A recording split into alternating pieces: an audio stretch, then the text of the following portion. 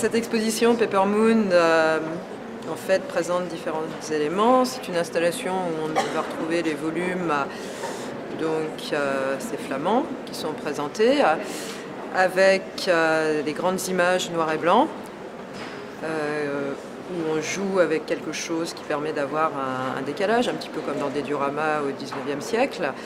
Les flamants sont issus d'éléments liés à la mémoire, ce qu'on retrouve souvent dans mon travail. Ça peut être des éléments plus des souvenirs personnels ou collectifs. Ici, c'était des éléments que j'ai pu voir enfant, par exemple, chez mes grands-parents, des choses sur lesquelles on ne se pose pas de questions pendant très longtemps finalement, et quand on y regarde un peu plus près et qu'on y réfléchit, on va penser un petit peu différemment.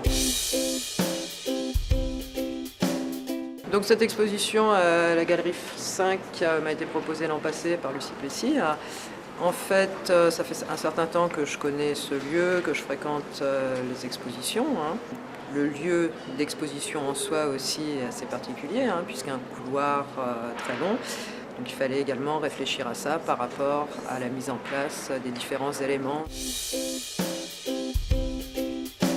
Je trouvais intéressant de mettre les dessins en relation, puisque ça formait un petit univers. Et puis un clin d'œil finalement à ce qui allait se passer par la suite avec Paper Moon. Et les racines, entre autres, qu'on allait retrouver sous une autre forme par la suite. Le jeu avec les couleurs aussi.